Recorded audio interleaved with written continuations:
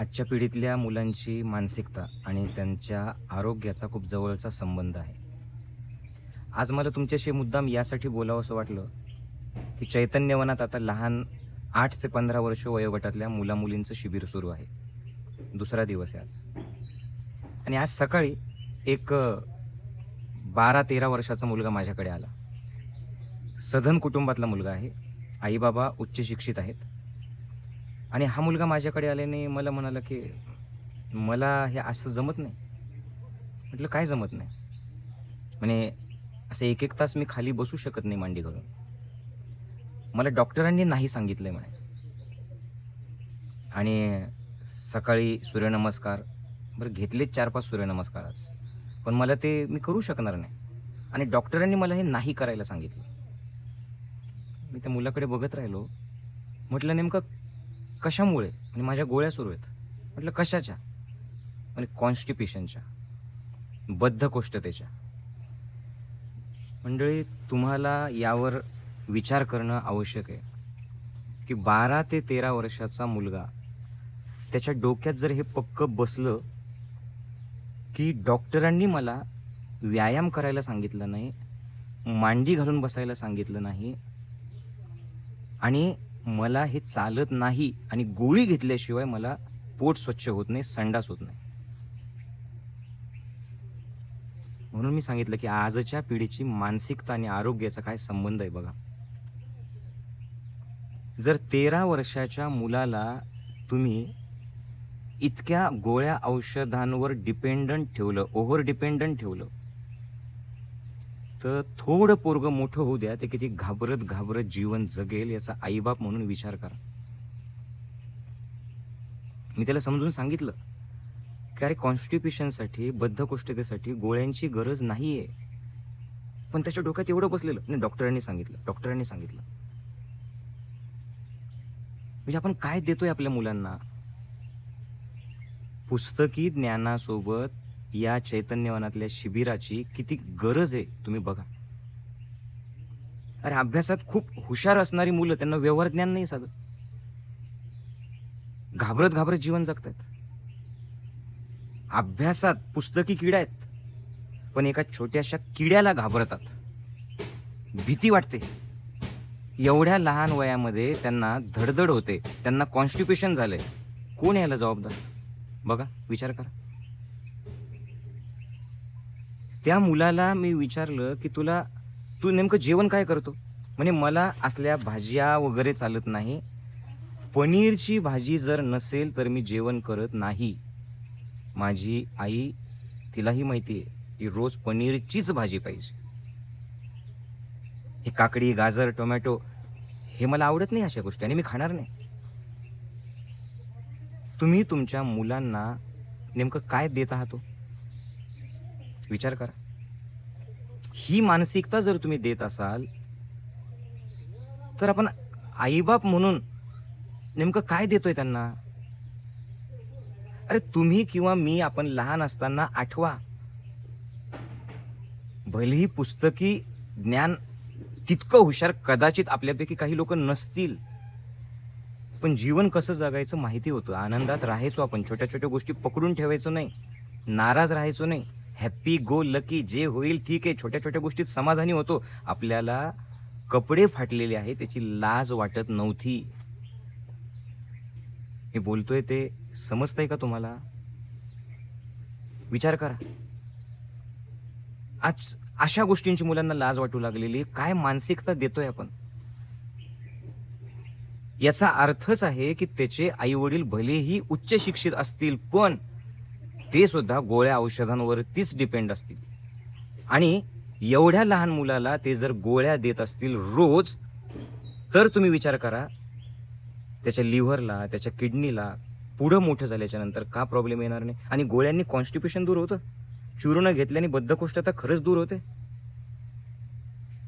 अरे असे हजारो माणसं आहेत, की जे कित्येक वर्षापासून बद्धकोष्ठतेच्या, पोट साफ होण्याच्या गोळ्या घेत होते, औषधी घेत होते, चूर्ण घेत होते, पण त्यांचं पोट साफ झालं नाही आणि फक्त चैतन्यवनातलं 6 दिवसाचं शिबिर पूर्ण केलं आणि त्यांचे सगळे आजार दूर झाले.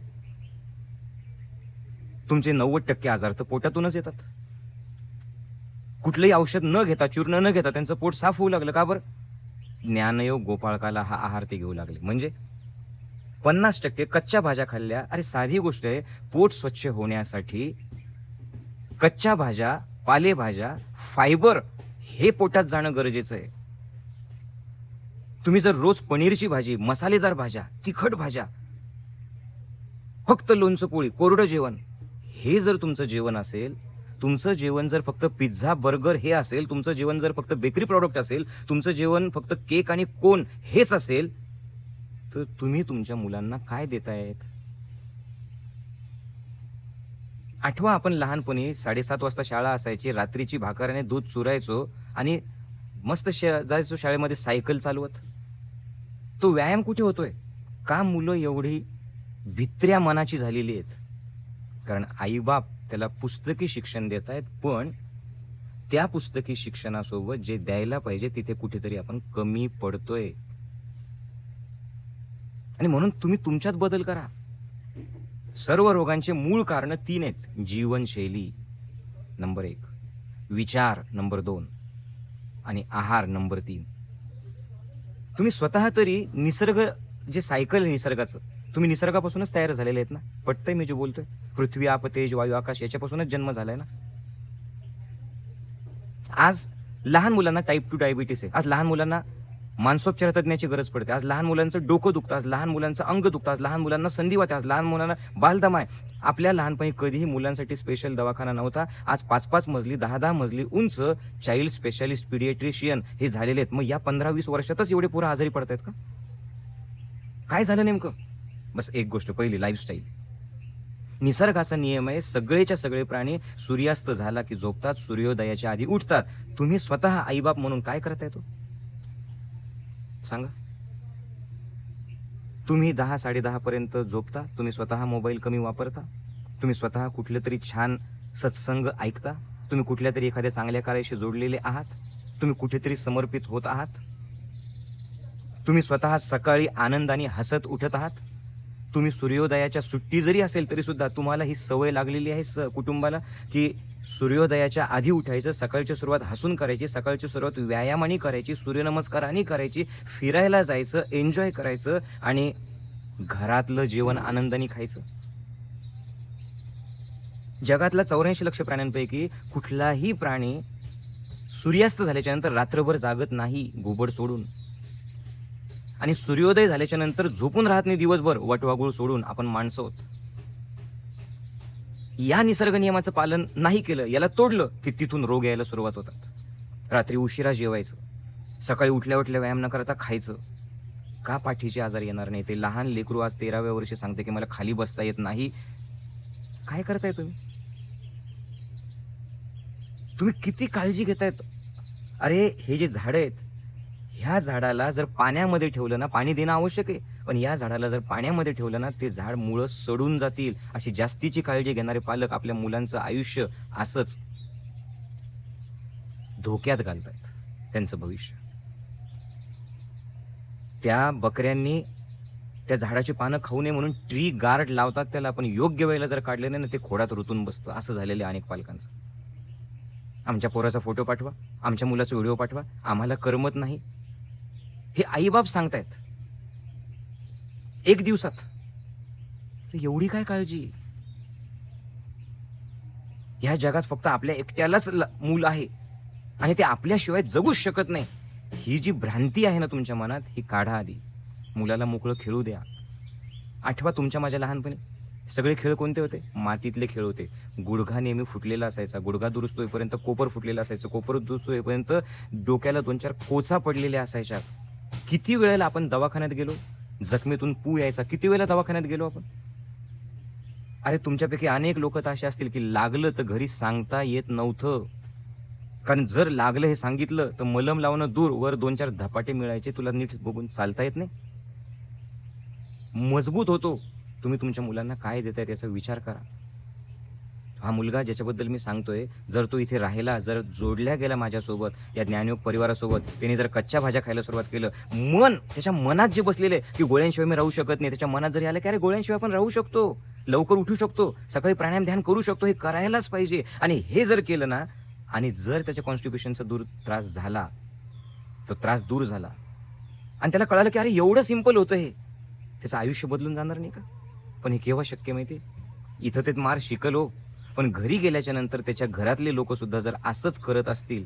आज कित्येक एक पॅरेंट आहे, ते सांगत होते की माऊलीजी माझ्या या व्यक्तीला या मुलाला मी आणलेलं आहे आणि हा मुलगा घरी काचा फोडून ठेवतो, हा मुलगा घरी बापाला मारतो आणि हा जो मुलगा आहे ना, हा मुलगा बापाला मारतो आणि आईला पण उलट बोलतो आणि हे होत असताना सुद्धा आईबाप हसतात.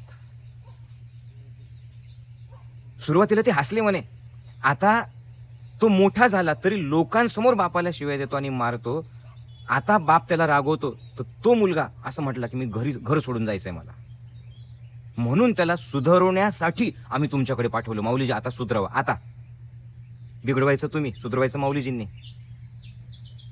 काय करताय तुम्ही मंडळी? तुम्हाला, मला, सर्वांना आपल्याला विचार करणं गरजेचं आहे. पहिले जीवनशैली चेंज करा, लवकर उठा, लवकर झोपा. नंबर 2, विचार बदला. माझ्या मुलाचं कसं होईल, माझं कसं होईल. आईबाप चिंता करत असेल, लेकरं चिंता करतात. आईबाप आनंदी आहे, लेकरं आनंदी आहे. आईबाप टेन्शनमध्ये, लेकरं टेन्शनमध्ये असतात. आईबाप आत्मविश्वासाने जगतात, तर लेकरं सुद्धा आत्मविश्वासाने जगतात. आईबापाचे विचार असे आहेत की अरे ठीक आहे, जे होईल ते होऊ द्या, कुठेही राहा, एन्जॉय करा, आनंदात जगा, मस्त राहा. आईबाप डोंगरावरती जातात, आईबाप मस्त कुठेतरी विकेंडला सगळ्या पोरांना घेऊन डोंगरावरती जाऊन कुठेतरी राहत आहेत. आईबाप समाधानी आहेत, मुलं समाधानी बनतात. तुमची अपेक्षा काय माऊलीजींकडनं? की तुम्ही तसं राहाल आणि इथं आल्याच्या नंतर मुलांना माऊलीजींनी बदलावं? पण घरी वातावरण नाही पाहिजे का त्यांना? चेहऱ्यावर स्माईल असतं का तुमच्या नेहमी? नवरा बायको म्हणून तुम्ही तुमचे भांडणं बाजूला ठेवून मुलांसाठी एकत्र येत आहेत का? मुलांना छोट्या छोट्या घरातल्या जबाबदाऱ्या देत आहेत का? फार पुस्तकी अभ्यासक्रमात अडकू नका. बाप डॉक्टर आहे, पोरगं डॉक्टरच व्हायला पाहिजे. मग भलेही ते अभ्यासात हुशार नसेल तर त्याला 2, 4, 5 लाख रुपये भरून आम्ही खाजगी इन्स्टिट्यूटमध्ये टाकू, पण डॉक्टरच बनवू. ते बनेल डॉक्टर, पण आनंदी व्यक्ती बनेल का? आपल्या अपेक्षांचं ओझं वाहणारं गाढव म्हणजे पोरगं नाही ना.